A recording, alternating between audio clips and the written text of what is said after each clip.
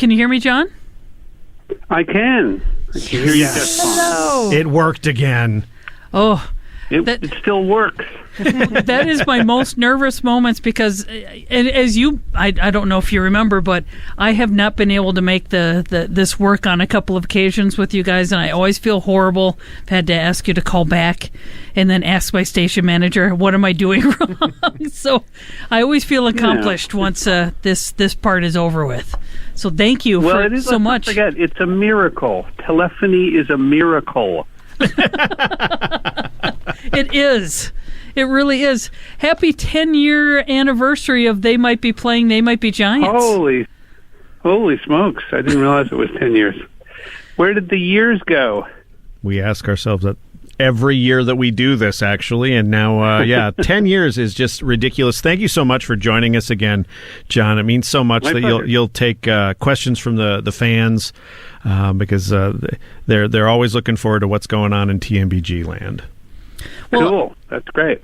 So I got to ask, because you'd be surprised when we ask for questions for you guys, how many of those questions concern coffee. Are you drinking coffee right now? And if so, what are you drinking? No, well, I had a little coffee here. John and I are in the studio right now. He may have told you that we're working on new stuff. And so we're in this Manhattan Midtown place where we've been working since 1989, I think. Wow. This is the same space where we recorded our third album, Flood. And we're working with the same guy who was an assistant on that album, Mr. Patrick Dillett. So John and Pat and I are all here today doing stuff. And I had some of their in-house coffee about 2 hours ago, and now I'm just trying to calm down by eating some a ham and cheese sandwich here, and I've got some bottle of lemonade. I'm on the it's a cycle: coffee and then food. Come down. And then more coffee. That's right. Well, I know that everybody out there is super thrilled to know that you're in the studio right now working on new material. You'll be very excited to know that, again, a humongous portion of the playlist and the requests comes from newer releases from you guys. I want to say great. I've almost played everything off a book, it feels like, so far today. Excellent.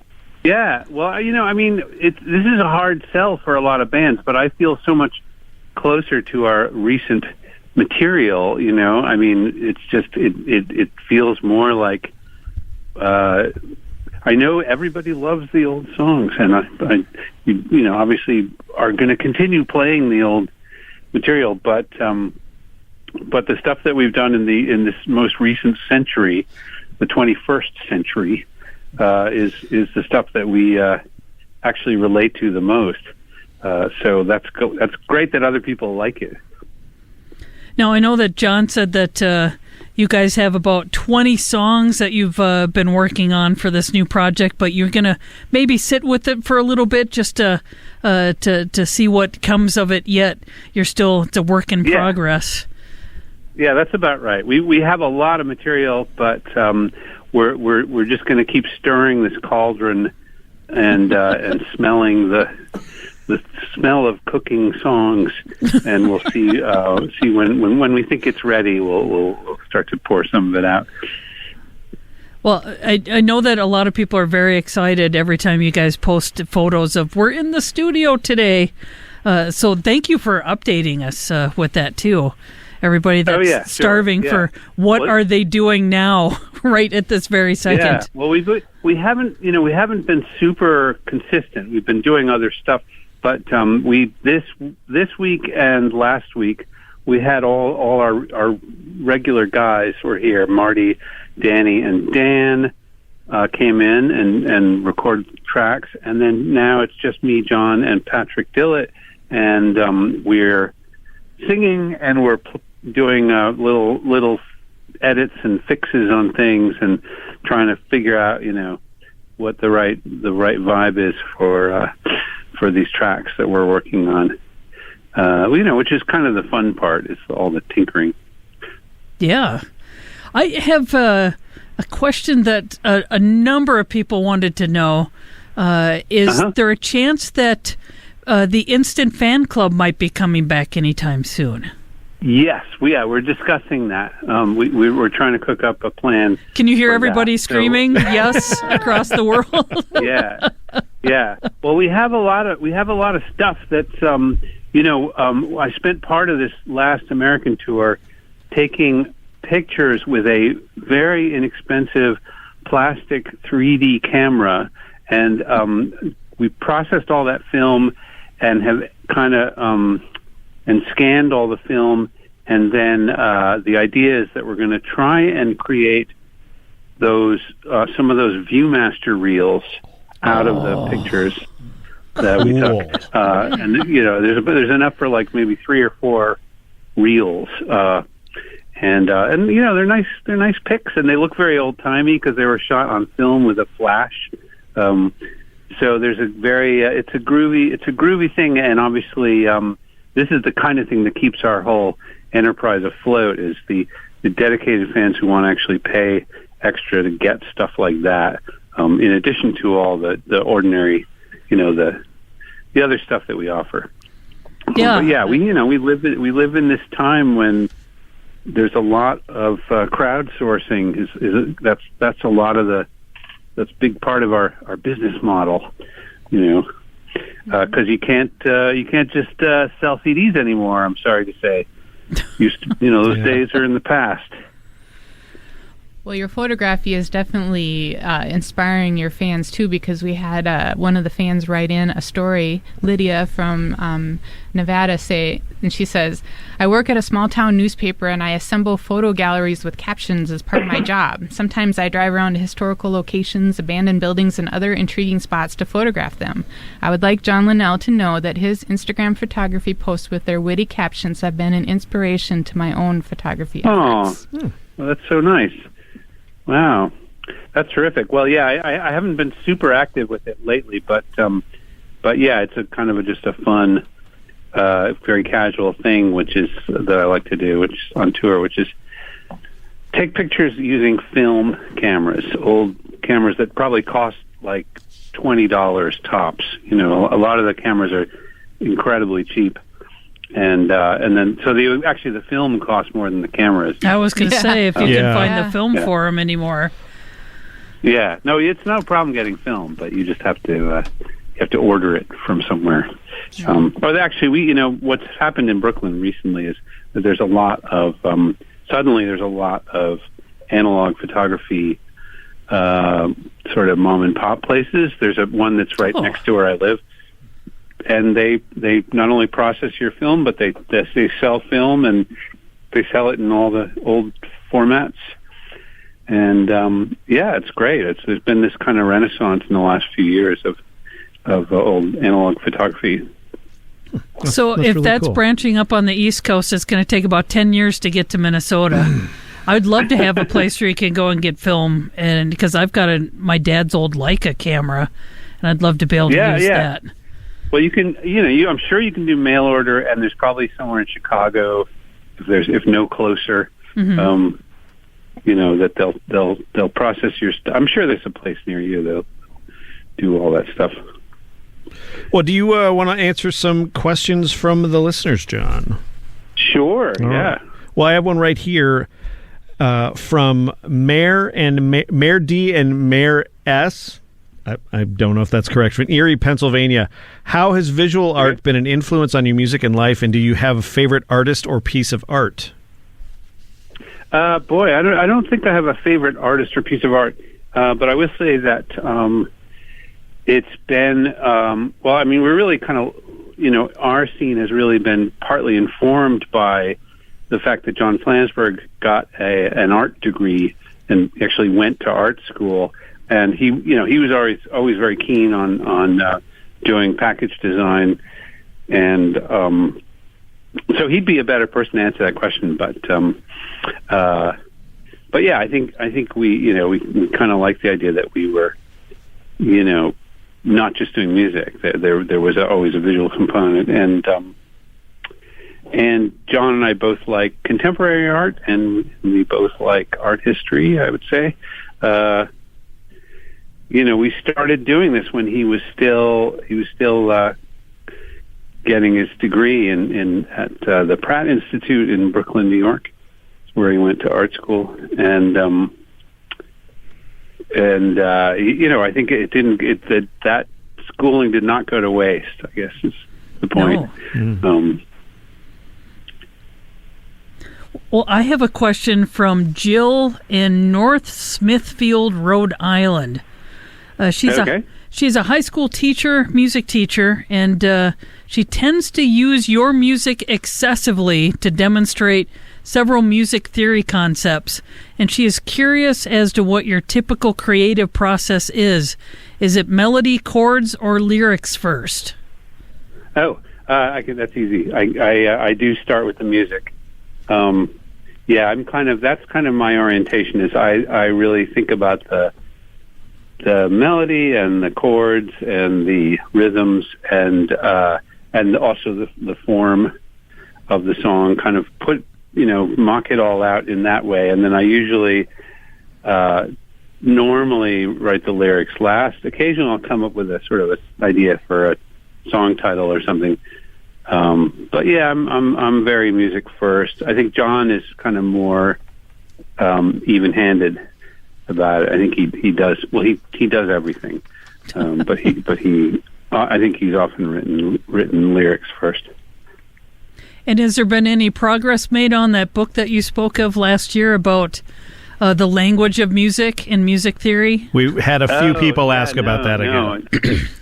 I think if I'm remembering correctly, I think I was saying that I would like someone to write that book. Oh, okay. I'm excited about the idea, but I'm just too lazy to do it myself, unfortunately. Okay. All right. Well, that gives permission to all the fans out there to start working on. Somebody out there needs to start working on that. They should have already had permission. We have a question here from Sarah in Hudson, Massachusetts. Is there an instrument you would still want to learn and incorporate into the band? Oh, boy. Well, I obviously have spread myself pretty thin already. You play a ton of instruments. A lot of them there's a lot of overlapping ones. I recently purchased and this involves no extra learning on my part, but I bought a C melody saxophone, which some of your listeners may know is the missing link between the tenor and the alto saxophone. It sits halfway between, a little bit closer to the tenor saxophone in range, but it's kind of a nice sounding version. It's probably a lot of people would just not even know the difference and not care, but it's a little bit higher in pitch than a tenor sax, a little bit lower than an alto, and the special feature of this instrument is that it doesn't transpose, meaning that if you play a note that's written out as C on the C melody sax, the note that comes out is a C, unlike other saxophones. Oh, wow. Which transpose. The transposing instrument is like a very weird, and a lot of people are like, why would you even do that? But a lot of wind instruments, the written note sounds different from what they call the concert pitch. I'm sorry. I know this is like I have a saxophone player in my band who is just eating this up. I'm sure if he's listening, right? I'm sure he knows all this already. It's like basically you cannot, if you play saxophone, you cannot just read what's written on the same page everyone else is reading off of. You have to have a transposed part. It's just like an extra bit of fussiness. That is required, and that's true of that's true of trumpets and French horns and all sorts of other instruments. They don't play the pitch that is written out for them. They play some other pitch, and the whole thing has to be transposed. And nobody knows why. Somebody knows why. I don't know why. Do you have a question, Tim? Well, let's see. There's one from Fidelma in Luth. It says, John, do you like board games, and have you ever played 1960, The Making of the President? It's a good one, but one player does have to be Nixon. Oh, wow. No, I don't know about that. That sounds great. Sounds like a fun game. Yeah, I guess haven't played too many board games in quite a while. At some point, it occurred to me that Monopoly is a kind of torture. And, it's like this horrible war of attrition where things start sliding in one direction, and then it still takes forever. I know some people like Monopoly, but what was it? There was some board game I recently was checking out. But then the President's one sounds good. Yeah, I'll have to look into that. Were you ever into Dungeons and Dragons growing up, or anything like that? No, I'm. John and I never got into that particular kind of activity. I know. There's a whole culture. I think it's just slightly after our time. Is that possible? I think, when was Dungeons and Dragons invented? Late 70s. Yeah, late 70s. Yeah, I think we were a little bit too old maybe to get into it when it appeared, or we just missed that particular boat. Yeah, like the same kind of thing with like video games. I think when I was a teenager, there was Asteroids, and I actually got pretty good at Asteroids, but after that I kind of fell off, and I don't really know what Legends of Zelda is all about, or any of that stuff. It's a time suck. That's what it's about. So you haven't played the David Lee Roth Asteroids game? That's pretty great. Wow. Which exists. It's a browser-based game. They replaced all of the firing sounds with David Lee Roth going, "Ow!" It's pretty fun. And then, is it just Asteroids? Or, Yep. It's pretty much the same. I think you're DavidLee Roth, doing and you're like kind of floating around, kick in the air with like your legs. Eddie Van Halen's head will fly through every once in a while, and you're just like, "Ow!" So, wow, yeah. Weird, crazy. I've never heard of that. Well, earlier when we were talking with John Flansburgh, he gave permission for anybody to do anything animated with the They Might Be Giants album. I think like somebody better make a They Might Be Giants asteroid game. Right. Well, I suppose like if it's just floating heads in place of asteroids, that seems like a little bit unimaginative. But you could make up a, I don't know. Yeah, you could do a lot with that. I think.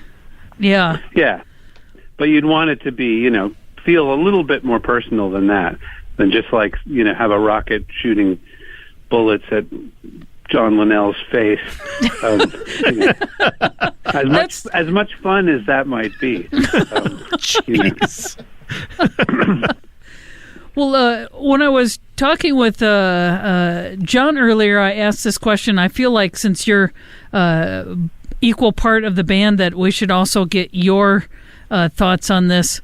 It's from Johnny Brawley of North Carolina, who is a biology student. Is going to be graduating this December with a focus in entomology, and he wanted to know if he were to find a new species sometime in his career, could he possibly have your blessing to name it after They Might Be Giants? Of course, yeah. All right, but you're good to go, Johnny. He's talking about bugs, right? Yes, I would assume so. Although Flans did bring up maybe like a Sasquatch or something, but that would be good. But that sounds like if he's an entomologist, it sounds like it would pretty much just be restricted to bugs. Yeah. Yeah, we'll make sure it's an attractive bug that he finds. No, whatever. It's all good. Beauty's in the eye of the beholder. There's a question from Graham in Chittenango, New York, who asks, what was your favorite album to produce, like in terms of experimenting with different sounds and styles? Huh. Wow.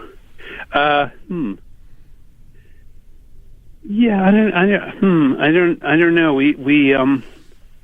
we've managed to keep a level of enthusiasm about this project pretty consistently. So I don't know whether there's anyone that sticks out. I do feel like we had two sets of producers on the Else, and that pushed us maybe a little bit farther into uncharted directions than we would have been otherwise. I don't know if I'd say it was my favorite to work on, but it was certainly that was an interesting. Well, no, wait. The Else was the Dust Brothers. Oh, I guess I'm thinking of Mink Carr was with Langer and Winstanley, and also the late Adam Schlesinger, and that was a real interesting trip. So yeah, Mink Carr was particularly it was kind of more of an adventure for us. And I should probably know this, but I don't. Have you ever done an album where you've just produced it yourself? Oh, sure. Yeah. Okay. I mean, we've had this relationship with Patrick Dillett for since 1990 when he was assisting on Flood.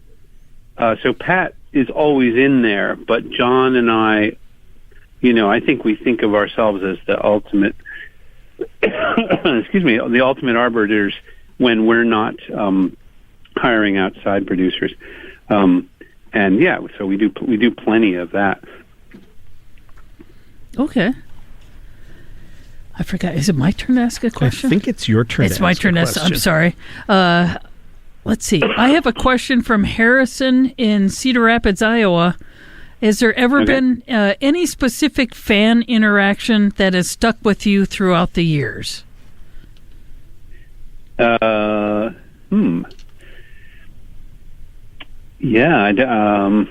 nothing immediately leaps to mind.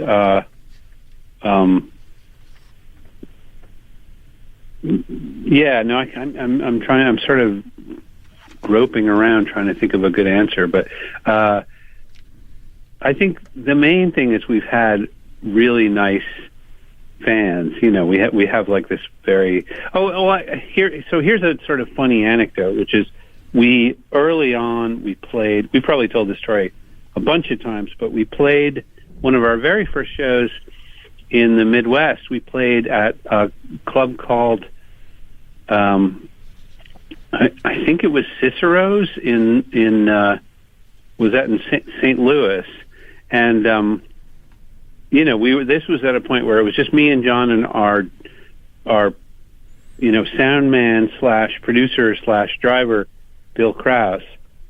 So we were kind of setting up ourselves and carrying all our own gear and very much and driving around in a van. You were DIYing it. It was very DIY, and we played. I hope I'm getting all the details right. It was this club called Cicero's, and we played a show where the audience, we're fairly new band, not very well known. Most of the audience was sitting politely watching, but there was one guy who came right up front and was flipping us off with, giving us the bird for the entire show, pretty much, or at least that's the way we've retold the story. I can't remember if it was literally the whole show, but it probably felt like the whole show. Yeah. Yeah, he was standing right up front and pointing the middle finger at us while we sang and performed.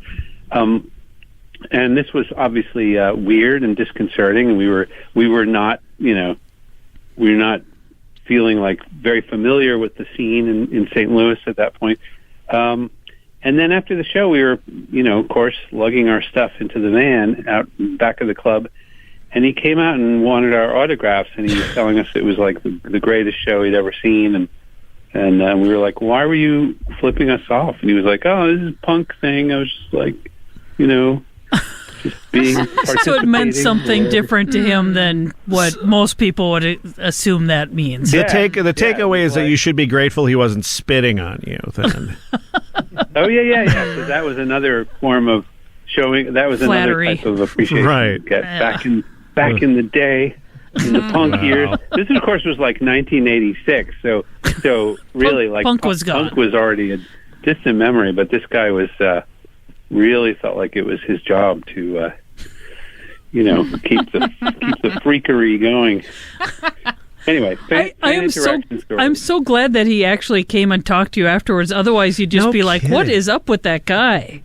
Yeah, no, there needed to be a punchline to that. Oh gosh, let's see here. Is there a song? I lost the question, but someone asked, "Is there a song you've always wanted to cover but you've never gotten around to it?" Probably not. Okay. Here it is, Gary. There's your answer. Okay. Yeah, I can give you a little spoiler now, which is that John and I are learning how to play. I think the song is called "Beware of the Blob." Beware of the blob, it creeps. Yeah, that song. Yeah, by the originally played by the Five Blobs, but we just figured, it's guitar and saxophone and some other instruments. So we're just doing a kind of a easy John and John version of it that we've been rehearsing. Oh. Have you guys ever thought about, we play that song around Halloween time quite a bit because we're all in it for Halloween. Why not? You guys ever thought about doing a Halloween-themed album? And I know that sounds ridiculous, but we're just big fans of Halloween music around here. Yeah, I think that's probably the closest thing to a holiday record that we would be interested in making, I think. Awesome. Well, we had a question that I asked John Flansburgh, and he said he would have to think about it and get back to me, and then I forgot to follow up with him by the end. But if you had to play in a They Might Be Giants cover band, what would you name your band? Oh, well, yeah, we did do that, actually. There was some tour where we played the opening set, as the They Might Be Giants cover band, and I think we were called Sapphire Bullets. I think that was the name. That's a good one. Of the band. Yeah, and we all had names like Jared, Josh. I forget who was Josh and who was Jared. But, you mean it wasn't Jared and Jared? It could have been that. Yeah, no. Obviously there were five of us, so we had to pick five contemporary. Who are the kind of people who would play in a TMBG cover band type names? Obviously, Jared and Josh. Yeah. Well, one question that we like to ask both of you every single year is, what are you reading? Yes, I know this. I know this about you. And I try to come prepared. So I can tell you, I think last year you asked me, and I'd started reading this Kenyan novel called Weep Not Child. You may have mentioned. It's about the Mau Mau uprising in the 1950s. And I finished that, and I'm here to report that it was good, but it wasn't as good as the very beloved Chinua Achebe novel, Things Fall Apart, which is a Nigerian novel that apparently, if you're from Nigeria, you have to read this book in school, and it's a really good book. I read that junior year in my high school in Little Fairmont, Minnesota. That was a good book. Yep. Yeah, no, that's a good one. Weep Not Child is fine. It gives you a little background on the Kenyan recent history of Kenya. Anyway, read that. I'm reading this book by David Mitchell of Mitchell and Webb fame. He's a British comedian. If you guys have ever heard of Mitchell and Webb, they had a series of shows. And are they the people that did Peep Show? Yeah, they started out with Peep Show, and then they had a number of sketch comedy programs that had Mitchell and Webb in the title. And David Mitchell is kind of like, he's all over the place in the UK. So he's written other books. He's kind of famously rants about various topics. Anyway, his most recent book is a history of the British monarchy. Or I should say, it's a history of mostly of the English kings, and then it gets you up to, I don't know, Elizabeth, or something. Not the most recent Elizabeth, but the first Elizabeth, I think. Okay. But he gives you all the Anglo-Saxon. He's incredibly funny, incredibly articulate, gifted writer, has lots of intense opinions about things, and is very much interested in, the sort of political dynamic, what it means. He's politically to the left, and has a lot to say about the concept of monarchy. And but then he gives you this very detailed history of all the kings, starting with Alfred the Great. And I'm reading that right now. That's very good. I also have in my bag right here, I have the new Jonathan Lethem book, which is called Brooklyn Crime Novel. And I've been reading that on the subway when I'm coming in to Manhattan. In fact, when I'm on the subway coming into Manhattan, I pass beneath the neighborhood about which he writes, which is called Gorham Hill. So there's a little moment where I'm reading the book and I'm sort of, 50 feet below the actual place that he's writing about. That's pretty cool. You're immersed in it. Yeah, that's fun. What else? There are some other things that I've been reading, and now I'm suddenly spacing on what they are. But anyway, that's some of them. Well, we had somebody ask a question, and I don't remember who it is because I didn't write it down, but it just popped into my mind. They wanted to know where a good place was to have a little private cry in New York might be.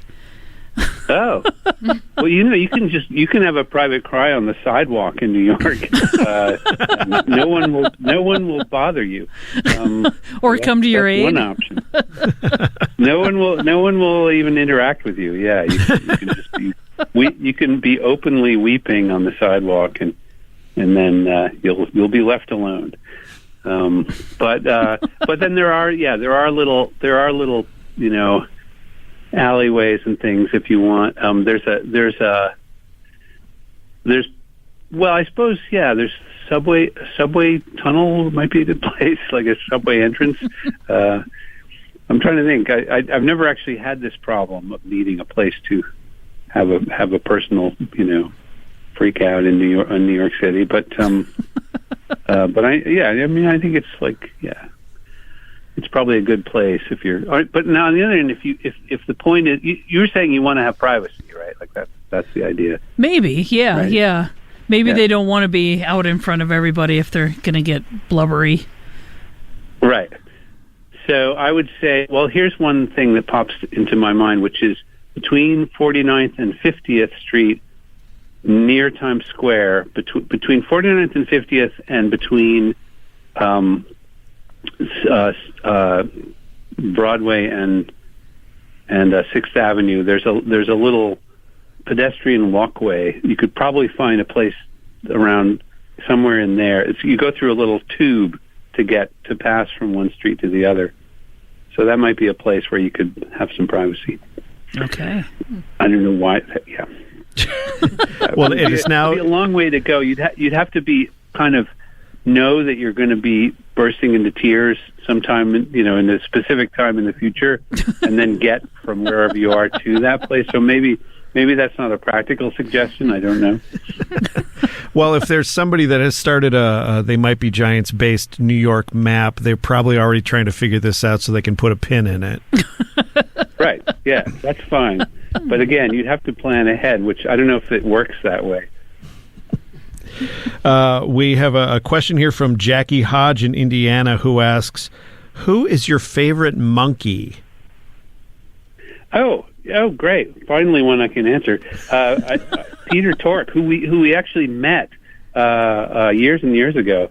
Well, I should say, I personally like Peter Tork because we got to meet him and we hung out with him. His daughter was a They Might Be Giants fan, and she came to see us in London. She brought her dad.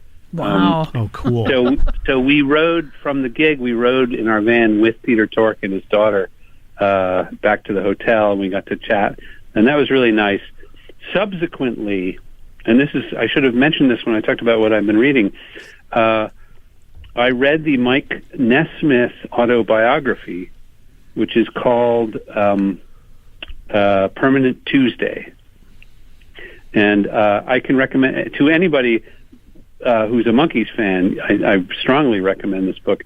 But if you're just interested in some weird rock lore, it's a very amusing book. Obviously written by Mike Nesmith himself, not ghostwritten, because it had a lot of great personal stuff in it. And he's just an amusing guy.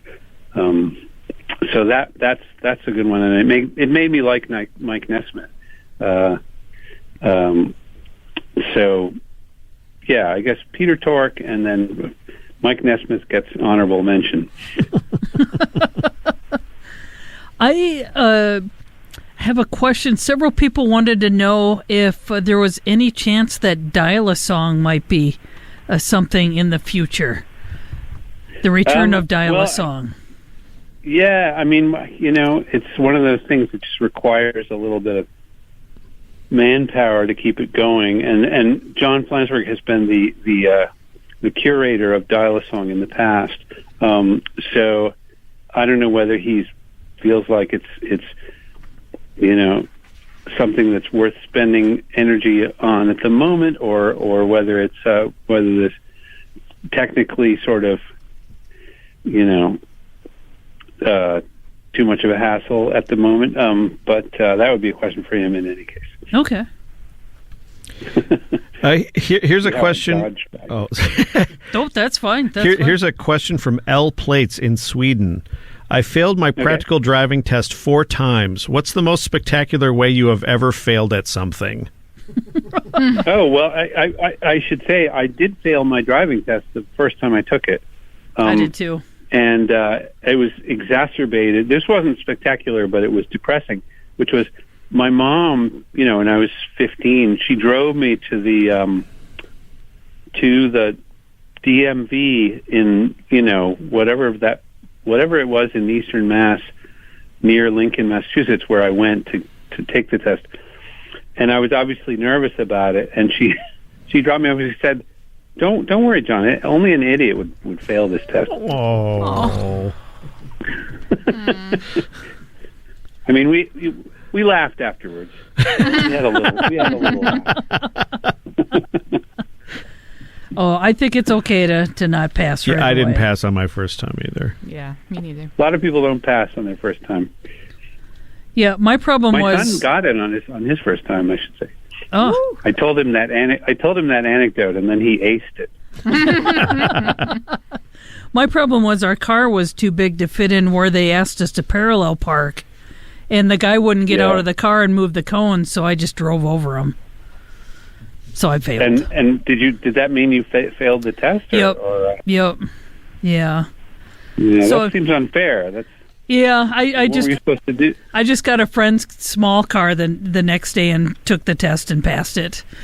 I don't understand why they'd fail you for that, though. It does seem like it's pretty rigged. Mm-hmm. Well, I think part of it, and I don't know if this is the way, but when I was taking a test, you could always just kind of say, like, this is about as much as I want to do for it. And if you aced everything else, it wouldn't be enough points to fail you. Oh. But I think I was just so upset that he wasn't going to get out of the car and move it that I just was like, all right, you're going to have to move it now. I just drove over it. Oh, wow. Okay. Yeah. Actually, now that you clarified, I think I probably would have failed you. Yeah.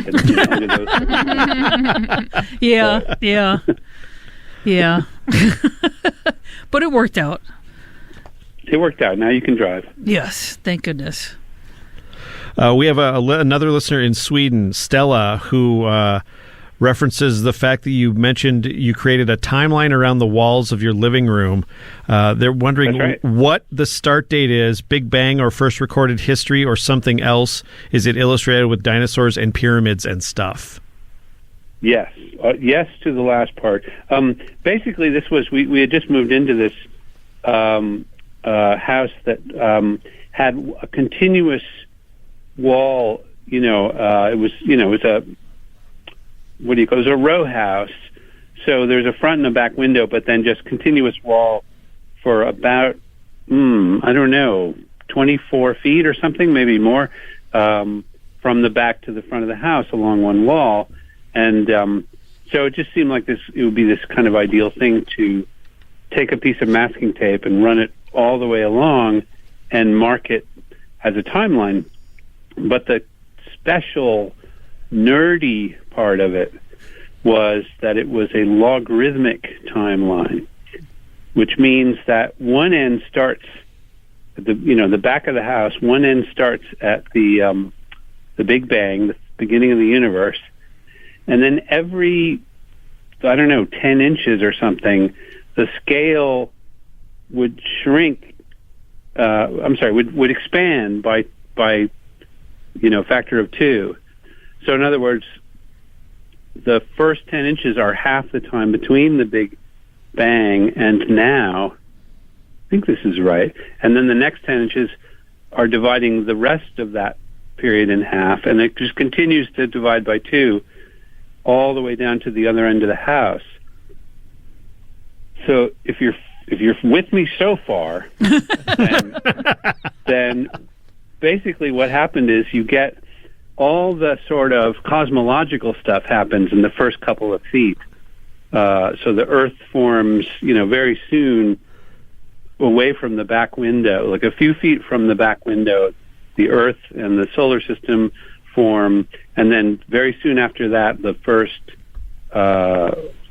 early life forms form. And then, and the dinosaurs show up somewhere about halfway down the entire wall, and then like somewhere over towards the front of the house, over the couch. We had, I think Henry did a nice illustration of the first atomic bomb test, and then a little bit closer was Obama getting inaugurated. So you see how, in other words, the scale kept expanding so you could fit more recent details in the closer you got to the present. And the other thing about the scale is it never reaches the present because it's just continually expanding until, all the way to the front of the house, which was like probably the year 2010 or something like that. So I don't know if you get what I'm talking about here, but this was the whole idea of the timeline, was that it was a continually expanding logarithmic scale so that you could fit interesting details about the history of the universe in every single part of it. And so more recent things you had more room to put in. Does that make sense? That makes total sense. And do you continue to add things to it then? Like you said, you did Obama's inauguration. Yeah, well, we ran out of... Eventually, the front of the house was reached, and then we decided to paint the whole interior of the house, and we got rid of the timeline. Well, did you take a long photograph of it, a panoramic picture of it all? Yeah, I guess there are pictures of it somewhere, okay. Yeah. I think we still have some of the stuff that was stuck to it, Speaking of atomic bomb test, did you see Oppenheimer, and what did you think of it? I enjoyed it. I thought it was a little long, and I thought that what did you guys think? That the digression of the senator who is ultimately the one who, I don't want to spoil it for anybody, but he's not who you think he is. Yeah. Right. Yeah. Right. And but that was a weird subplot that I think maybe I felt like took up a little too much space. Sure. In the film. Sure. The actual atomic detonation I thought was really beautifully handled. It was like that was an amazing piece of cinema. There was good stuff about it. We saw it in our local theater, and it seemed like the sound system couldn't handle the low end. There was all this crazy crackling, and I think maybe the speakers were broken. I was fortunate to see it in IMAX, and it was made for IMAX. Mm-hmm. And so I've heard from a lot of people that in the theaters the sound was really off. But in IMAX, It was just unbelievable, the sound. Cool. And in the absence of sound. So your body is feeling the sound because it's shaking. And then when there was no sound, that was even almost even though it was silent, it was louder. It felt more palpable. No, I wish I had seen it that way. That would have been better. Yeah, I'd recommend it, but I think it's probably never going to show in an IMAX theater again. But maybe not. Yeah. So, are you a big movie goer? I wouldn't say I'm a big movie goer, but we watch. We like everybody else. We watch a lot of movies at home. So that's mostly when we're not going out, and I would just sit on the couch and watch stuff. But yeah, there's loads of fun stuff to watch. Do you binge watch any series or anything like that? Is there anything that you're binging right now? Nothing at the moment. We I guess the next season of The Crown is coming up, so we'll probably be checking in with that. I think it's and the we did enjoy season. Succession. Oh, Did we talk about that last year? I can't remember. I think so. Yeah. Yep. Because the weird thing about that special weird feature of that show for us was that Jeremy Strong went to my high school, Lincoln Sudbury Regional High School, the one that John Flansburgh and I both went to. Wow. And check this out, Brian Cox is from the same town as my wife, Dundee. Oh. So we felt this kind of weird, like, wow, this is a real show, is really for us. Mm-hmm. I convinced my wife to watch. I was like, you got to watch this because there's a whole episode about Dundee on the show. Yeah, when he goes home. Oh. I mean, how often does your hometown get featured in a series like that? Little House on the Prairie. That's for true. us. Yeah. Right. Little House on the Mankato was the big town. That's so great. Mm-hmm. Wow, that's hilarious. Yep, and one mention on Gilmore Girls. That's right. Point of pride. Wow, that's so great. So did you feel like the Little House on the Prairie spoke directly to you? Did you? Was that your childhood? Felt like Gilmore Girls spoke more directly to me than Little House, but I think we grew up watching Little House on the Prairie for sure. Yeah. Well, I want to thank you so much, John, for checking in with us. I think we've run through quite a few of the questions that we had set for you, but thank you so much for joining us all these years, and we hope there's 10 more. They might be playing They Might Be Giants Days. Because that's great. And I should say there's one other thing which we haven't discussed, which is you usually have a sort of a global map with pins in it where you determine where everybody's calling in from and make sure you've got someone from every...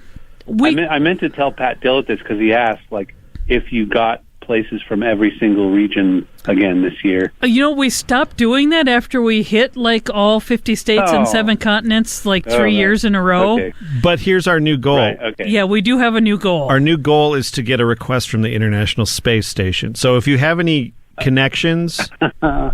Wow. We need to get that final frontier. Because I feel that would be awesome. Yeah, we're covering the world, so it's time to branch out. Very impressive. Now, so you did get people from sub-Saharan Africa and Australia, Antarctica. Yep. Mm-hmm. Oh yeah. I have to pass this along because even today Pat couldn't believe it. I think on average we usually hear from about 30 countries. Other than the United States, amazing. Canada, and so all over the place, and the different time zones. Impressive. Mm-hmm. That's so great! Wow, thank you so much. Well, thank you, John. Thank you. It's because of you.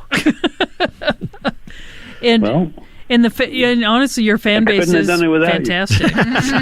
Well, we should let you get back to the studio because I know we're all waiting for the end results. So, happy recording, John. The album's going to be delayed because I'm on the phone to you guys. No.